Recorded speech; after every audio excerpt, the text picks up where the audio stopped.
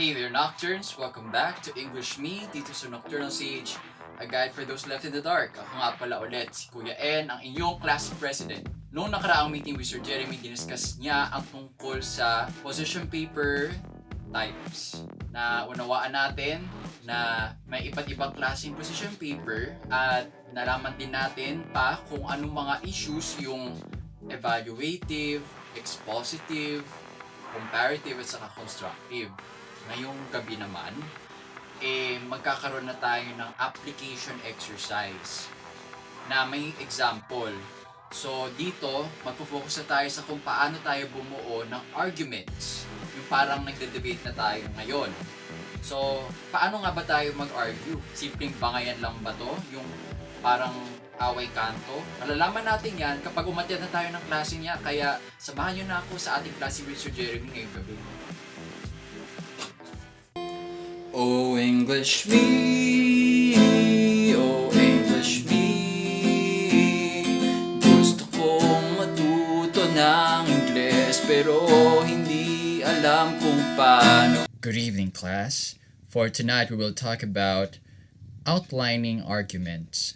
In the past, we learned that there are different types of position papers, and now we'll learn how to articulate or communicate our points in a way that will be clear to our listeners and at the same time effective at convincing or persuading our audience. So, the first step that we need to think about is this: three things: case statement, reasons, and supporting facts.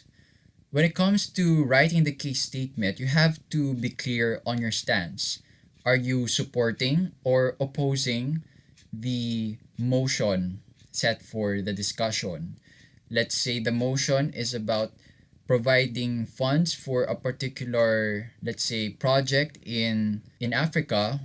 Are you supporting that, or would you rather have the funds be appropriated for other projects that you think are more important? And then reasons for your case, and then supporting facts. You have to validate your reasons. Why are your reasons important, and how are they real? To illustrate clearly, let's have this motion. This House supports the regulation of posts on all social media. So this means that if this comes true, whatever we post on Facebook, Twitter, Instagram, and the like will have to be checked before they actually get visible. And actually, this is happening gradually on YouTube, in which creators have to declare that their contents are made or not made for kids. Otherwise, they will be violating a certain law. So now, that's one evidence of regulation. And it's possible that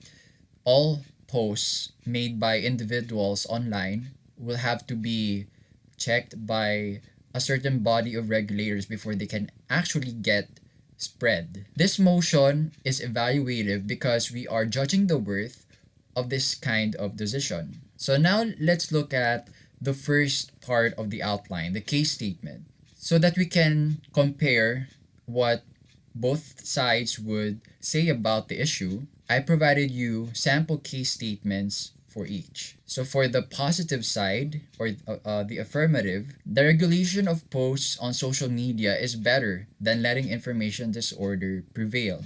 So this is in support of the motion. So the reason why we regulate social media is to prevent information disorder from happening or taking over the world. For the negative, the case statement is of course in opposition against the motion, and it reads like this: the loss of people's right to self-expression is worse than information disorder. So between regulation, the ability or the right to free speech, the negative side values the latter. Being able to speak your mind in spite of any information disorder is more important to the negative side. Now let's see how they defend their cases with the use of reasons. For the affirmative, here are the reasons. Okay, the first one: regulation could protect people from harm. As for the negative, their counter argument to that is: regulation, however, compromises freedom of speech. I hope you're noticing the pattern here. Now, in defense, the affirmative can reply, well, freedom of speech could be abused.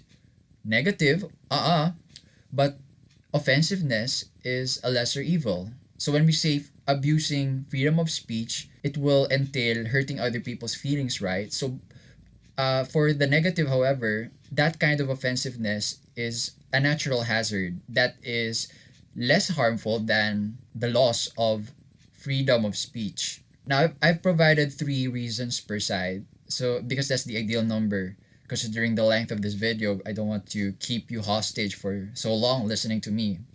Now, the last reason cited by the affirmative is, well, too much toxicity is bad for mental health. Yes, offensiveness could be a lesser evil for you, but if it becomes compounded, if it becomes repetitive, if every day that's the only thing that you read or hear, then it will take a toll on your mental energy.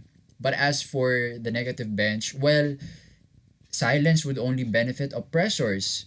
If we stay silent about things that we should be discussing, then we're giving bad people more window, more opportunity to do what they do worst. And that is to make this world a less safe place to live in. So, what are their support? So, for the affirmative, for the first point, well, disinformation could be lessened if you regulate posts on social media. So, no more people or less people purposefully spreading false rumors or information about something, especially about the coronavirus. On the other hand, the negative would argue it would be dangerous if people lose the capacity to express themselves honestly. So, not being able to express oneself honestly enough could contribute to information disorder. One can argue it that way. Now, in defense, affirmative would say, well, people could always choose to spread content that harms others regardless of being truthful. Yes, you may be truthful, but at the same time hurtful, and that kind of pain can make someone do something drastic like commit suicide, since it will jeopardize one's mental health. But then again, the negative would argue being offensive is a natural risk that is bearable compared to ignorance. So if you allow people to not know stuff that they need to know, are you really protecting them? Now, the last support is, well, too much unpleasant messages could lead one to insanity. As mentioned a while ago, people could commit suicide if they can no longer take the toxicity of things. On the other hand, the negative would say something like, people in authority who abuse their power are the ones who cause insanity, and they could only be stopped as long as there are brave souls who could speak up against them. So, between the two sides, who would you declare as the winner? Let me know on the comment section below. So, this is the last episode for Position Paper. We're now going to discuss the last type of paper that you're going to write for English, for academic and professional purposes. Continue surviving in the dark for the next part. Oh English me, oh English me, gusto kong matuto ng Ingles pero hindi alam kung paano. Sino ang magtuturo? Gusto kong matuto na talaga. Oh English me.